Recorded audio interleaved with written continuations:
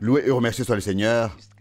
C'est une grâce que nous puissions être ici, une grâce que nous puissions croire, une grâce que nous puissions nous présenter à Dieu et faire avec sa puissance ce qu'il nous a commandé. Lorsque nous avons chanté les cantiques, il m'est venu à l'esprit que beaucoup avant nous avaient déjà exprimé leur désir d'être auprès du Seigneur. L'un des auteurs de cantiques chante ainsi « Ô glorieux Sauveur, mon roi, mon Sauveur, mon Seigneur ». Et le dernier couplet dit ici « Et quand je serai enlevé sur les nuées du ciel,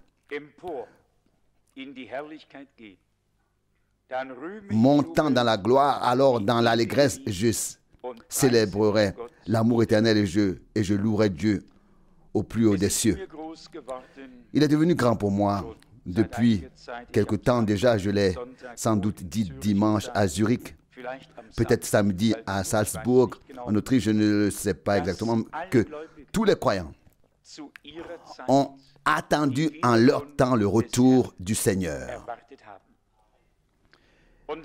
Et ce n'était pas une erreur. Il y a bien des gens qui disent que Paul l'a attendu et qu'il ne l'a pas vécu, etc. Non. Dieu a fait en sorte que tous le verront en même temps. Même ceux qui sont maintenant au paradis, vous le savez par l'expérience que Frère Branham a eue de son vivant, il était au paradis. Et alors il a dit, mais je veux voir Jésus. Et la réponse fut, lui, tu ne peux pas le voir maintenant. Nous attendons tous ici jusqu'à ce qu'il revienne. Et alors nous viendrons avec lui et ensemble nous le rencontrerons.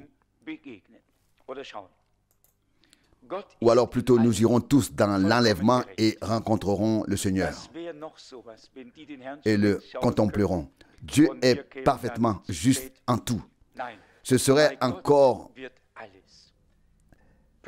quelque chose s'il pouvait déjà voir le Seigneur et que nous arrivions alors plus tard. Non, avec Dieu tout sera ponctuel, juste, saint et satisfaisant pour tous.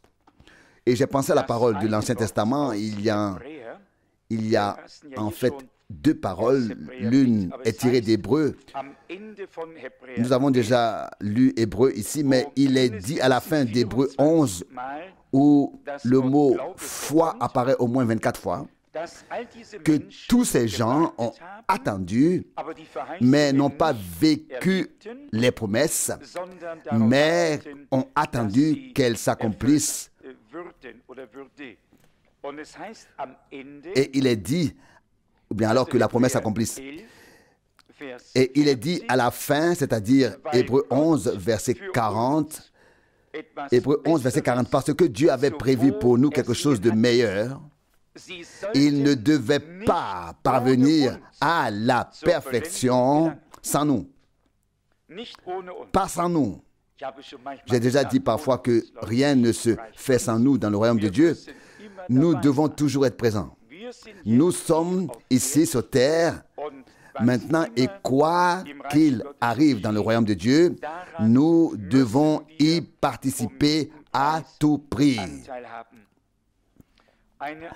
Un autre passage qui en témoigne aussi très clairement se trouve dans 1 Thessaloniciens au chapitre 4, verset 14. 1 Thessaloniciens 4, verset 14. Car si nous croyons avec certitude que Jésus est mort et ressuscité, il est tout aussi certain que Dieu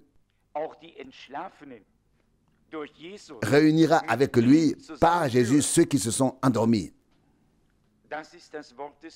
Ça, c'est la parole du Seigneur. Paul dit, oui, je vous le dis, sur la base d'une parole du Seigneur. comme une parole du Seigneur. Tous ceux qui nous ont précédés seront présents lors du retour du Seigneur. La résurrection aura lieu et ils recevront leur corps de résurrection.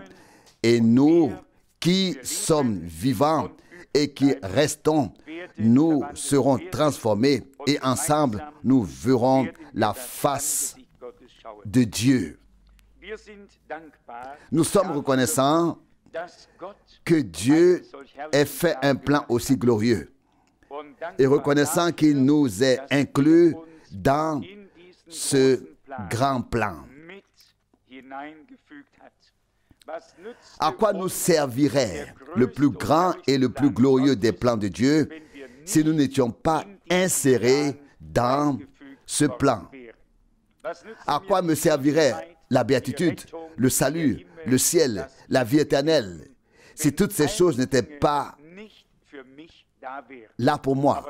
Mais grâce à Dieu, remercié soit Dieu, elles sont là pour nous et nous sommes là pour ces choses. Nous sommes faits pour le royaume de Dieu. Et donc, toutes les choses qui appartiennent au royaume de Dieu nous sont destinées. L'un ne peut pas être séparé de l'autre. C'est tout simplement insoluble, inséparable.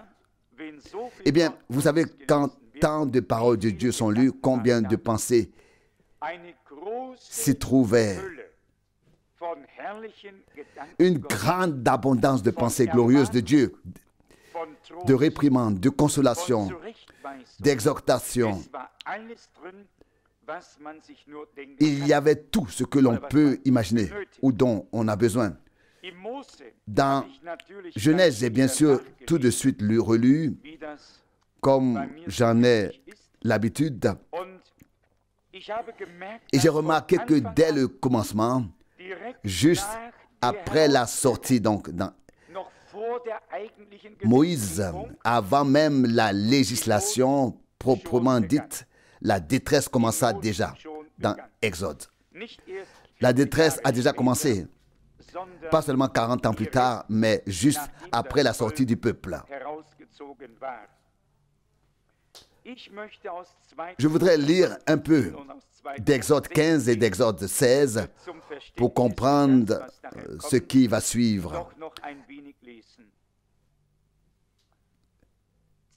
Exode 15, vous connaissez tous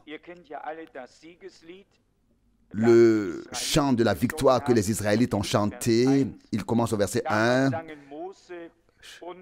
Exode 15, verset 1. En ce temps-là, Moïse et les Israélites chantaient le cantique suivant à la gloire du Seigneur.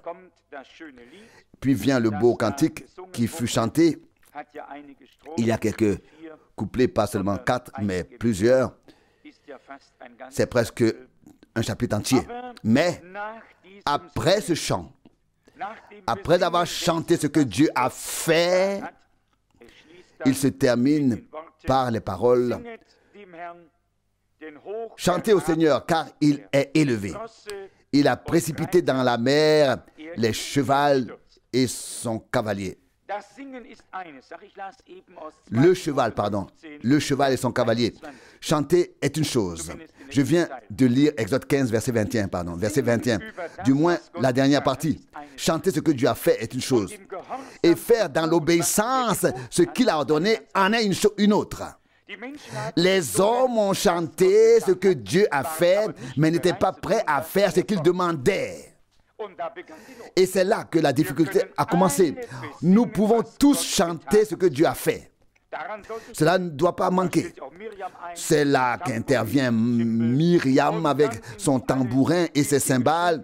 Et puis ils ont tous, comme il est écrit ici au verset 20, alors la prophétesse Myriam, sœur d'Aaron, prit le tambourin à main. Et toutes les femmes s'avancèrent derrière elle avec des tambourins à main et en dansant au pas de charge.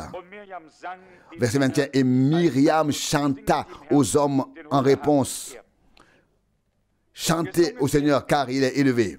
On peut chanter. Et ce n'est pas ce qui manque aujourd'hui non plus. On peut faire de l'ambiance. créer une ambiance puissante, parler des grandes œuvres de Dieu, les chanter de tout son cœur et de toute son âme, et ne pas être prêt ensuite à faire de tout son cœur et de toute son âme ce que Dieu a dit. Et à quoi sert alors le chant? À quoi sert alors les cantiques? À quoi sert alors le jeu, la danse? Si par la suite la grande détresse s'installe. Au verset 24, c'est-à-dire juste après le chant s'est à peine terminé, puis il a continué un peu au verset 24. Le peuple murmura contre Moïse en disant, qu'allons-nous boire? Verset 25, il supplia le Seigneur à haute voix et le Seigneur lui montra un bois.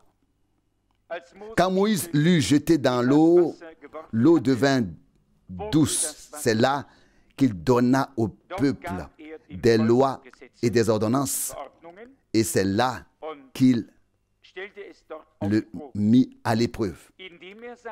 26 en disant, verset 26, « Si tu écoutes de bon cœur les instructions du Seigneur ton Dieu, et si tu fais ce qui lui est agréable, si tu obéis à ses ordres, et si tu observes tous ses commandements, je ne ferai venir sur toi aucune de toutes les plaies que j'ai infligées aux Égyptiens, car moi, le Seigneur, je suis ton médecin. » Dieu le Seigneur avait donné des promesses physiques destinées au corps. Il a donné la manne du ciel, il a donné de l'eau, mais il a donné des ordres aussi et des ordres et a ordonné, si vous les accomplissez de bon cœur, je ne ferai venir sur vous aucune des calamités qui sont tombées sur les Égyptiens. Car je suis le Seigneur, ton médecin. Et nous savons ce qui s'est passé par la suite. Pour que vous voyez pourquoi ces murmures se sont à nouveau produits, je lis le verset 27. Verset 27. Ils arrivèrent ensuite à Élim, où il y avait 12 sources d'eau et 70 palmiers, et ils campèrent là près de l'eau. Maintenant, tout allait bien. Il n'y avait plus de besoin. L'eau était là, les arbres étaient là, la chaleur brûlante ne leur faisait pas de mal, non. Il faisait bon et frais, ils avaient à boire, à manger aussi, donc tout allait bien. Mais ils devaient partir. Nous aurions dit, vous allez rester là, oui, vous avez tout ce qu'il vous faut, rester là, mais il est écrit, Exode 16, verset 1, ils partirent d'Élim. Et toute l'assemblée des Israélites arriva dans le désert de Zin, entre Élim et le Sinaï, le 15e jour du 2e mois après leur sortie du pays d'Égypte. S'ils avaient pu y rester, tout aurait été merveilleux. Tout est magnifique. 70 palmiers, 70 palmiers, c'est une belle quantité, 12 sources d'eau, une pour chaque tribu. 70, c'est aussi un beau chiffre biblique. Plus tard, 70 ou bien 70 anciens sont montés avec Moïse et les deux autres. Tout était très bien. Puis ils sont entrés dans le désert, dans l'épreuve, pour prouver que nous suivrons Dieu à tout prix, que nous lui obéirons et que nous le croirons, même si les choses ne se passent pas comme nous en avions l'habitude ou comme elles pourraient nous convenir.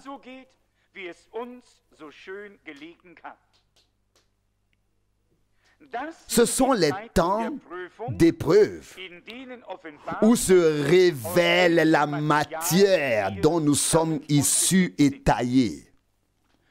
Tant que tout se passe comme nous le souhaitons, tous, qui ne peut pas jouer du tambourin, qui ne peut pas chanter, qui ne peut se camper sous 70 arbres, s'asseoir et boire aux 12 sources, qui ne peut pas chanter ce que Dieu a fait. Il a pourtant, n'est-ce pas, précipité dans la mer le cheval et sa monture. Alors, on chante, mais ce n'est pas tout. L'épreuve est venue et l'épreuve vient sur quiconque a suivi le Seigneur, et ensuite a été appelé à sortir d'Égypte et se trouve en chemin vers la terre promise. L'épreuve vient sur lui. Un chemin de Dieu sans épreuve, cela n'existe pas encore. Ou bien, quoi? Cela n'existe pas, non. Un chemin de Dieu sans épreuve, cela n'existe pas. Le chemin de Dieu est escarpé et souvent épineux, mais il nous fait du bien. Et heureux celui qui ne murmure pas trop. Parfois, nous ne murmurons pas non plus à voix haute. Parfois, nous sommes seulement insatisfaits et nous nous plaignons de nous-mêmes et de notre sort, puis de Dieu et de tous les hommes, car ils sont tous coupables, sauf nous, n'est-ce pas? C'est toujours les autres. C'est pourquoi Dieu doit nous apporter le calme intérieur, nous faire comprendre qu'en toutes circonstances, nous devons lui faire confiance, le croire, le suivre et le servir. Vous savez que c'est ici que la manne est tombée pour la première fois. C'est ici que la manne est tombée pour la première fois. Mais permettez-moi de lire ici le verset 9 ou la dernière partie du verset 8. Car que sommes-nous? Vos murmures ne sont pas contre nous, mais contre le Seigneur. Verset 9. Sur ce, Moïse dit à Aaron, ordonne à toute l'assemblée des Israélites. J'espère que nous avons également saisi cette pensée de assemblée ici, ecclésia, communauté, assemblée, appelée à sortir. Je l'ai lu ici.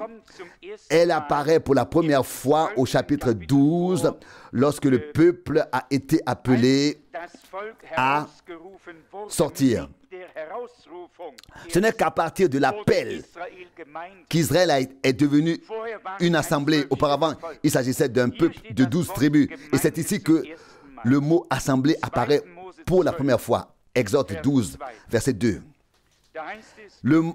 Exode 12, verset 2. Le mois présent sera pour vous le mois du commencement, le premier mois. Il sera pour vous le premier des mois de l'année. Verset 3. Donnez à toute l'assemblée d'Israël les instructions suivantes. Avant, peuple, descendant d'Abraham, Isaac et de Jacob. 400 ans s'écoulèrent, 430 en tout. Mais à partir du jour où Dieu les appela, où l'agneau fut immolé, où le sang coula, où l'alliance fut établie, ce ne fut pas seulement un peuple, ce ne furent pas seulement des tribus, mais une assemblée. Et à partir de ce moment-là, Dieu est entré dans un contrat avec eux, dans une relation d'alliance. Et c'est pourquoi il a exigé l'obéissance à ce qu'il a dit et à ce qu'il... Et en face de ce qu'il disait. Maintenant, une autre épreuve arrivait. Déjà, Moïse a donné la directive qu'il avait reçue du Seigneur, à savoir que chacun ne devait amasser que ce qu'il pouvait lui-même consommer. Que ce soit beaucoup ou peu, cela suffirait toujours. Suffira toujours, suffira. Mais personne ne devrait garder ces choses-là dans l'incrédulité pour le lendemain. Car ce faisant, ils auraient remis en question le fait que Dieu leur donna à nouveau de la manne, c'est-à-dire de la nourriture, le lendemain. Comme il a promis, lorsque Dieu dit « Je vous donne chaque jour de la nourriture fraîche », c'est-à-dire de la manne. C'est ce qu'il veut dire. Exode 16, 4. Alors personne n'a besoin de se remplir les poches en se disant « Je veux bien faire des provisions pour demain ». Non, si Dieu dit « Je pourvoirai à vos besoins », chaque jour, il pourvoira. Et s'il dit vendredi, prenez 2 jours, prenez 2 jours pour vous, alors le vendredi, il donne aussi la nourriture pour 2 jours afin que nous puissions rester à la maison le jour du sabbat et ne pas faire plus d'1 kilomètre. Et voilà, Dieu a fait ce qu'il a dit. Mais ici, nous avons les gens et nous pensons qu'il, et pour l'instant, oui, qu'y avait-il de mal à ce que quelqu'un mette un peu plus dans ses chaussettes et dans ses poches pour avoir quelque chose le lendemain? Non, il ne s'agit pas seulement de cela. Il s'agit de croire totalement en Dieu et de croire Dieu et de lui faire confiance et de ne pas faire ce qui est contraire à sa parole et à ses ordonnances. Donc, d'être obéissant à quoi il a dit. Et quand il a dit, je vous donne de la manne chaque jour, ramassez seulement toujours pour le jour déterminé. C'est ce qu'il veut dire. Et nous voyons qu'ils l'auront fait avec sincérité. Mais vous savez ce qui est écrit ici, verset 20. Mais ils n'écoutèrent pas Moïse et certains en gardèrent une partie jusqu'au lendemain matin. Mais il y avait des vers qui y avaient poussé et cela sentait mauvais. Et Moïse s'irrita contre eux. Verset 21. Il en ramassait donc chaque matin, chacun selon ses besoins, mais dès que le soleil brillait, cela fondait. Dieu fit alors en sorte qu'ils ne puissent plus rien ramasser. Ce qui restait fondit et il n'y en eut plus. Moïse se mit en colère. Il savait pourtant ce que Dieu lui avait dit. Il avait fait savoir au peuple chaque jour une nouvelle manne. Et le peuple n'a pas totalement cru Dieu. Ils ont dit, attendez, on va jouer la sécurité. Comment pouvons-nous jouer la carte de la sécurité en cherchant à nous aider nous-mêmes? Nous ne pouvons être sûrs que si nous faisons ce que Dieu nous a dit de faire et tel qu'il a dit de le faire. Cela peut toujours être une épreuve aussi là, mais heureux l'homme qui réussit cette épreuve. Au verset 22, Exode 16, 22, le 6e jour, ils avaient recueilli 2 fois plus de pain, 2 homères pour chaque personne. Qu'est-ce que c'était? Comme nous venons de le dire, le 7e jour était un jour de repos. Vous ramasserez pendant 6 jours, mais le 7e jour est un sabbat. Ce jour-là, il n'y a rien. Ils avaient pris des dispositions pour ce seul jour. C'est ainsi que Dieu l'avait ordonné.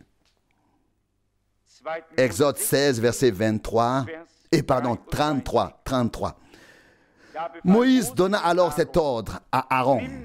Prends une cruche, mets-y un gomer de manne et dépose-la devant le Seigneur comme réserve pour vos générations futures. Verset 34. Selon l'ordre du Seigneur, selon l'ordre que le Seigneur avait donné à Moïse, Aaron plaça la cruche devant les tables de la loi dans l'arche d'alliance pour la conserver. Vous voyez de quoi il s'agit?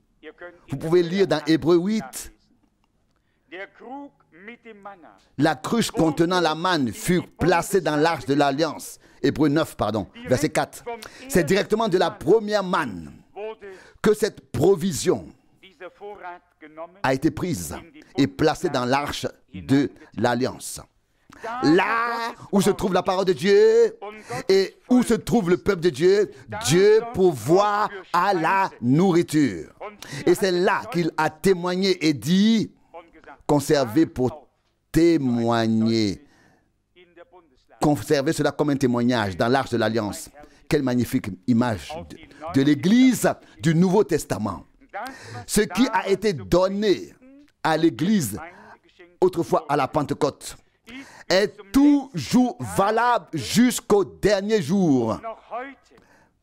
Aujourd'hui encore, c'est la même manne. Pourquoi est-il écrit dans l'une des épîtres? Et je lui donnerai une manne cachée. Apocalypse 2, 17. La manne qui ne se trouve pas n'importe où, mais qui a été conservée dans l'arche de l'Alliance, c'est-à-dire là où se trouve la parole de Dieu. Qu'y avait-il dans l'arche d'Alliance? Dans l'arche d'Alliance se trouvait la parole. Et l'homme ne vit pas de pain seulement, mais de toute parole qui sort de la bouche de Dieu. Matthieu 4, 4. Qu'est-ce que la manne?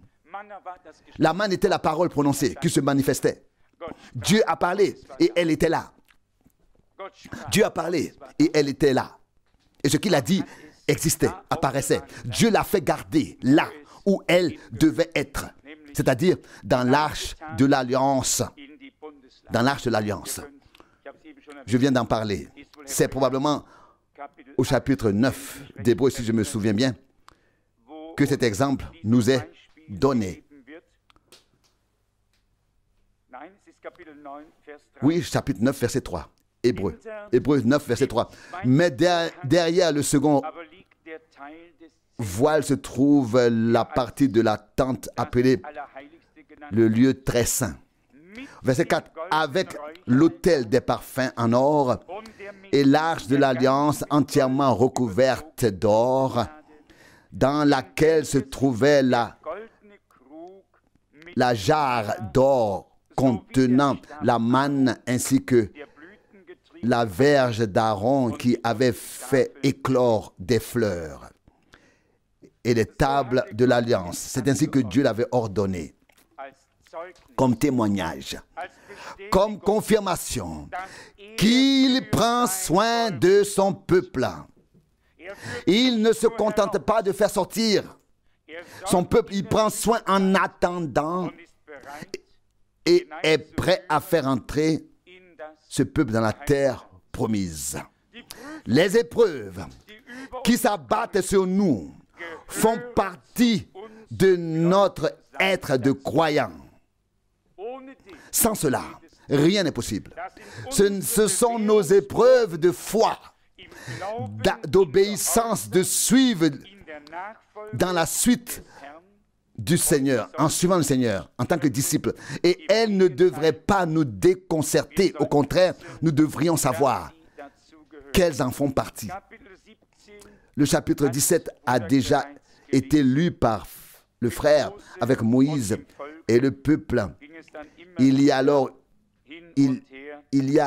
eu des allers et retours et ils ont demandé et ils ont dit, est-ce que le Seigneur est vraiment au milieu de nous ou non? Bien-aimés, laissez-moi dire cela aussi.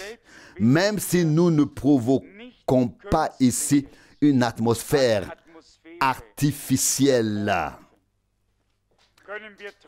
nous pouvons quand même dire le Seigneur est au milieu de nous. La meilleure pierre de touche n'est pas le tambourin et la cymbale. La meilleure pierre de touche est de savoir si nous recevons, apprécions et aimons la manne cachée, la parole fraîchement révélée par le trône.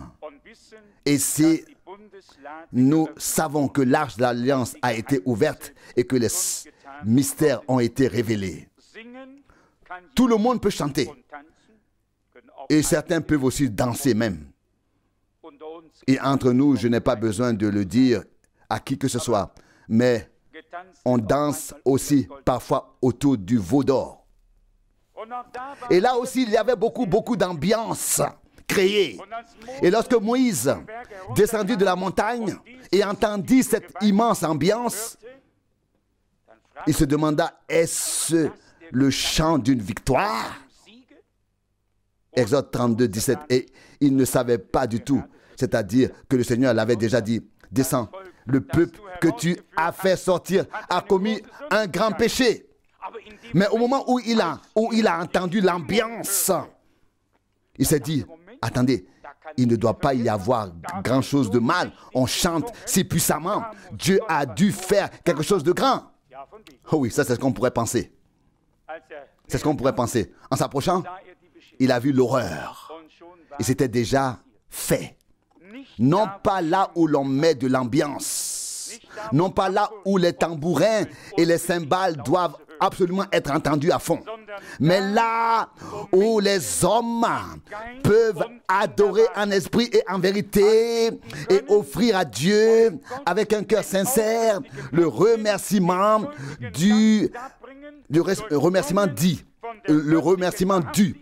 imprégné de la véracité divine de la parole et de l'esprit. C'est là que Dieu est présent. Alors si les tam-tams, les tambours et les cymbales s'y ajoutent, que cela nous convienne. Et si quelqu'un se met de bonne humeur et se réjouit, nous sommes tous reconnaissants à Dieu. Mais ça, c'est l'ordre divin. Tout ce qui fait partie de son programme, cela doit être d'abord présent. L'un ne peut pas être dissocié de l'autre. Il y a tant de leçons à tirer de cette histoire.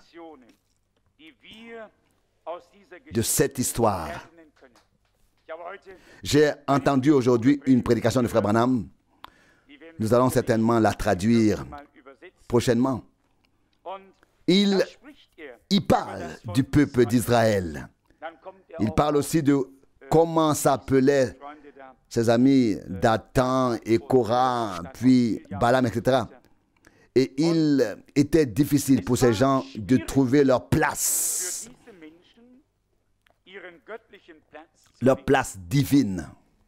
C'est toujours étrange que ce soit justement ceux qui veulent prendre la place d'un autre, qui prouvent par là qu'ils n'ont pas encore trouvé la leur et qu'ils n'ont pas encore reconnu celle de l'autre. C'est comme ça. C'est comme ça. Au moment où tous ses amis auraient reconnu réellement que Moïse était désigné par Dieu pour cette tâche, ils n'auraient pas pensé en eux-mêmes. Tu n'es certainement pas le seul à avoir le droit de faire tout cela parmi nous. Nous sommes encore, nous aussi nous sommes là. Nous aussi nous sommes là. Hein? Il y avait de la place pour eux, mais une autre place, non pas celle de Moïse, mais la place de Moïse appartient à Moïse. Et la place d'Aaron appartient à Aaron. Et la place de tous les autres appartient à tous les autres. Et ça, c'est l'ordre divin. Mais si quelqu'un n'a pas trouvé la place que Dieu lui a donnée, alors, c'est là que viennent les troubles. C'est vrai, ça c'est pourtant la leçon divine. Et les choses ne sont pas écrites uniquement pour que nous ayons une Bible avec beaucoup de pages, hein, mais pour que nous en tirions une leçon. Comme je l'ai dit, je n'avais pas du tout l'intention de m'occuper de ce genre de pensée ce soir. Je voulais juste vous saluer de Salzbourg et de Zurich et j'ai lu brièvement 1 Corinthiens 16 avant la réunion. Et là, j'ai remarqué que même les plus grands hommes de Dieu dépendaient de l'aide de Dieu.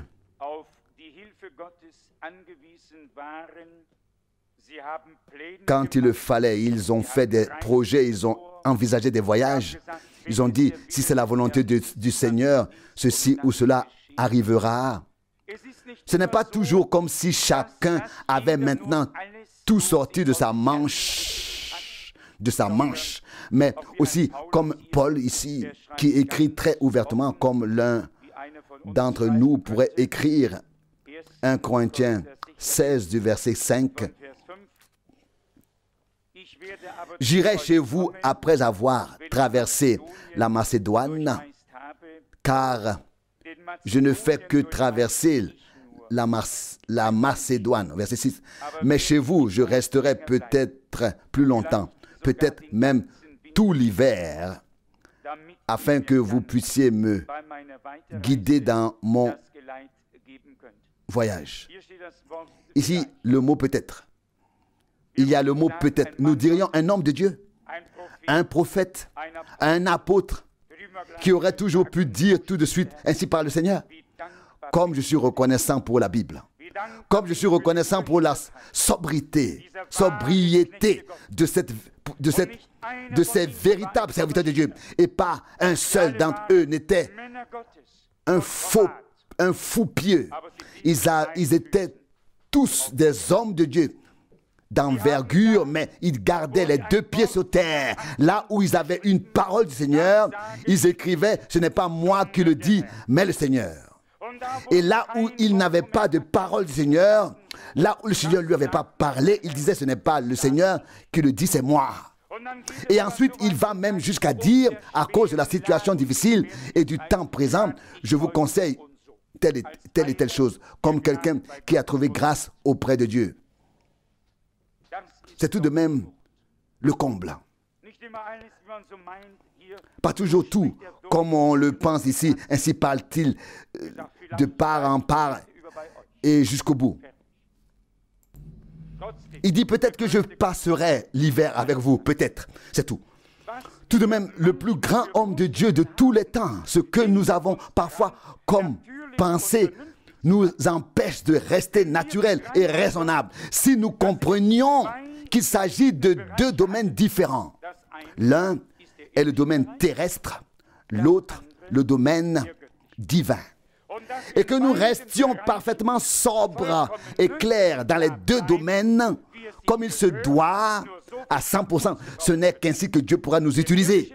Celui qui est sobre et clair dans le domaine terrestre pourra l'être aussi dans le domaine spirituel. Et les deux doivent être équilibrés l'un par rapport à l'autre. Il est dit au verset 7, 1 Corinthiens 16. En effet, cette fois-ci, je ne veux pas seulement vous voir de passage, mais j'espère pouvoir rester un certain temps avec vous. C'est exactement comme nous l'aurions écrit, n'est-ce pas? N'est-ce pas? Moi aussi, je pourrais écrire ainsi, sans être apôtre. Je pourrais aussi écrire comme ça, sans être apôtre. Et c'est ainsi que Paul l'a écrit. Je le répète encore une fois. Quelle grâce d'avoir eu de tels hommes de Dieu. On voit d'une part, quand ils étaient dans le ministère, le même Paul pouvait dire, mais aussi si nous-mêmes ou un ange venu du ciel vous annonçait un autre évangile que celui que nous vous avons annoncé, malédiction sur lui. Et c'est là que cela commence. Et il était si sûr de l'appel et de l'envoi et de la prédication divine de l'évangile qu'il avait reçu.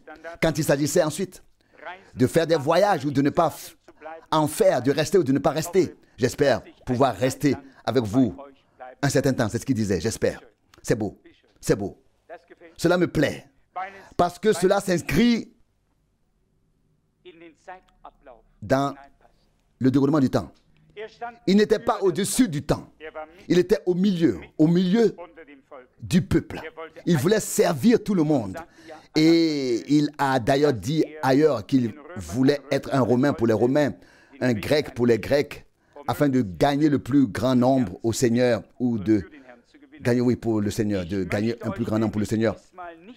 En effet, dans 1 Corinthiens 16, verset 7, il dit, en effet, cette fois-ci, je ne veux pas seulement vous voir de passage, mais j'espère pouvoir rester un certain temps avec vous.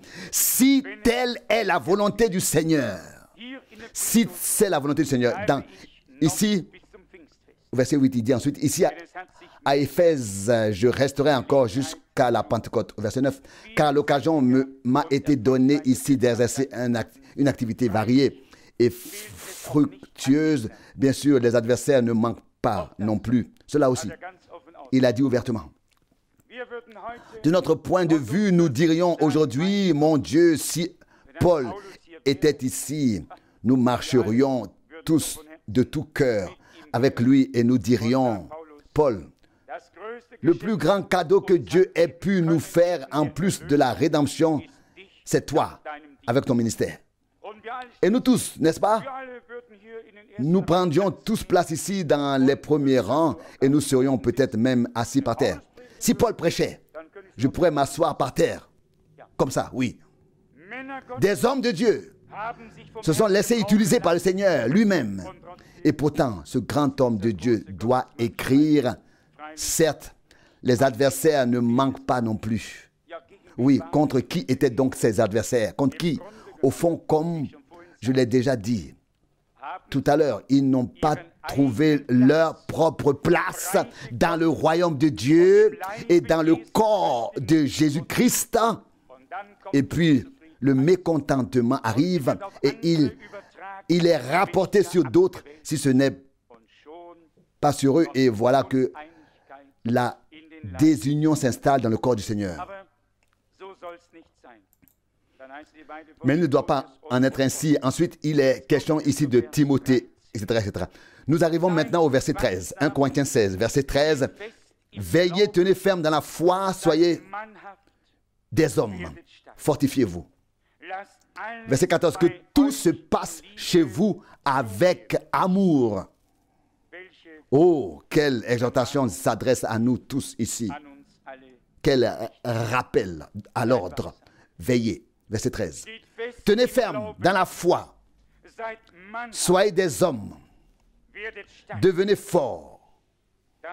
C'est ce que Dieu nous adresse comme parole aujourd'hui par cette écriture. Tout le reste, même si les adversaires ne manquent pas ceci ou cela, mais ensuite vient l'exhortation. Le rappel à l'ordre. Ensuite vient la partie spirituelle. Ensuite vient notre édification, notre affermissement, notre fondement dans le Seigneur et dans sa parole. Notre fondation, pardon, dans le Seigneur et dans sa parole. Verset 13. Veillez, tenez ferme dans la foi, soyez des hommes, devenez forts. Verset 14. Que tout se passe chez vous dans l'amour. Combien de fois l'amour a-t-il été prêché et chanté? Mais il doit être vécu, mis en pratique, et s'il est offert, il doit aussi être accepté et rendu. Même l'amour de Dieu, qui est sans limite, n'a aucun effet sur nous, à moins que nous ne le recevions et l'acceptions pour nous, personnellement. Il en est de même lorsque nous témoignons de l'amour les uns pour les autres. Il doit être accepté et partagé. Verset 15, j'ai encore une chose à vous faire remarquer, frères. Ensuite, il parle de la maison de Stéphanas, ainsi de suite. Il était le premier.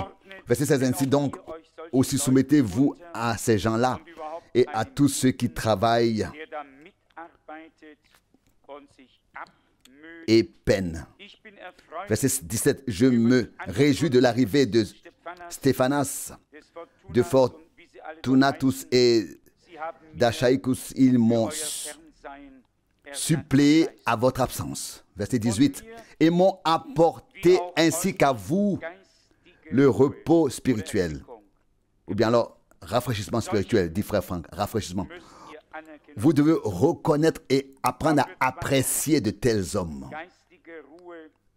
Nous avons ici deux mots, repos spirituel ou rafraîchissement, peu importe. Dans le réconfort, dans le rafraîchissement, il y a le repos et dans le repos, il y a le réconfort. Dans l'agitation, vous savez ce qu'il y a dedans, rien de bon. Notre frère a lu, il y a du repos, il y a un repos présent pour le peuple de Dieu. Hébreux 4 versets. Les premiers versets. Celui qui est entré dans ce repos divin n'a plus d'inquiétude autour de lui. Il se repose en Dieu. De ses propres œuvres. Et se repose dans l'œuvre de Dieu qui s'est produite à Golgotha. Il se repose littéralement. Comme Dieu s'est reposé lui-même de ses propres œuvres.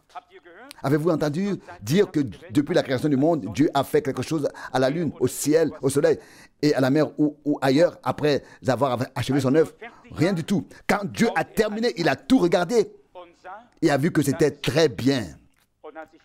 Et il s'est assis. Finish. Terminé. La chose était faite pour de bon. Lorsque nous avons la grâce auprès de Dieu de voir l'œuvre de rédemption achevée sous la croix à Golgotha d'un point de vue divin, c'est-à-dire d'en haut, et que nous en avons saisi la signification par la foi, alors nous nous reposons en Dieu. Nous nous reposons alors de nos propres œuvres. Alors tout cela s'arrête et nous nous reposons en Dieu. Nous nous reposons dans la rédemption. Nous nous reposons dans le pardon, dans la réconciliation, dans le salut, dans la grâce.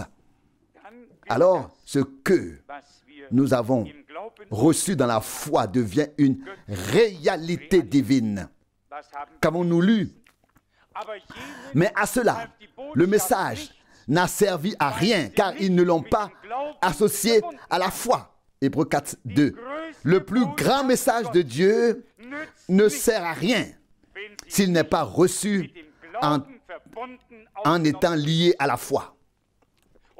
Et celui qui croit est sauvé. Oui, personne ne peut devenir plus que bienheureux. Oui, quelqu'un d'autre peut-il devenir plus que bienheureux? Plus que béatifié? Eh bien, cela me suffit. Si je suis sauvé, et je le suis déjà, alors oui, nous n'avons plus qu'à remercier Dieu. Qu'a dit le prophète Joël? Est-ce vrai ou faux? Celui qui invoquera le nom du Seigneur sera sauvé.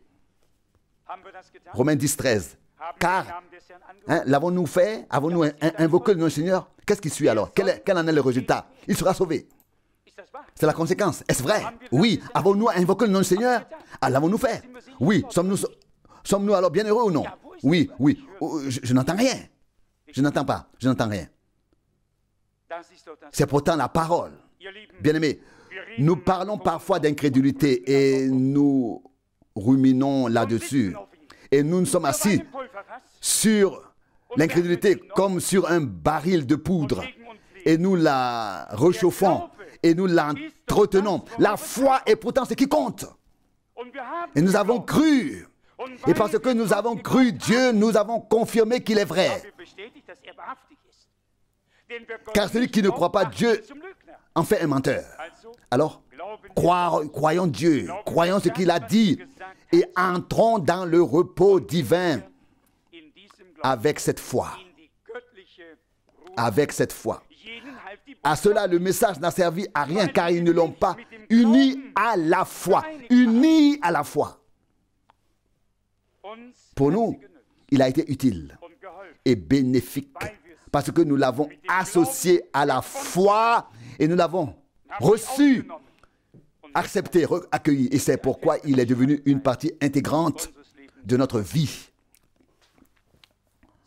Pour finir, voici les derniers versets qui, j'en suis sûr, vont nous traverser les jambes et la moelle. Voici ma salutation de la main de Paul, 1 Corinthiens 16, 22. Si quelqu'un n'aime pas le Seigneur, qu'il soit maudit. Maranatha. Verset 22, 1 Corinthiens 16. Verset 23, que la grâce du Seigneur Jésus soit avec vous.